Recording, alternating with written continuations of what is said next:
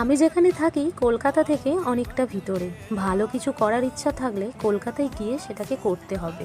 কলকাতা থেকে আমার বাড়ির ডিস্টেন্স অনেকটাই বেশি, ট্রান্সপোর্ট ব্যবস্থাও খুব খারাপ।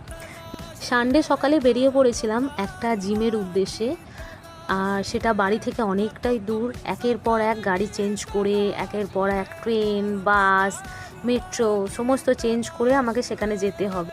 আমার স্বপ্ন আমি হাইরাক্স গেম খেলবো, আর সেটা বাড়িতে এক্সারসাইজ করে কিন্তু পসিবল না, কারণ এগুলো মেশিন বেসড এক্সারসাইজ। সেই জন্য আমি একটা ভালো জিমে একদিন করে যাবার মাইন্ডসেট করি। আমার স্বপ্নটা বড় হলেও আমি চেষ্টা করব, বাট আমি জানি স্বপ্নটা একটু বড়ই দেখে ফেলেছি। আমার মতো মেয়ে যে বাড়ি থেকে এক্সারসাইজ করে সে কি করে একদিন জিমে গিয়ে পারবে।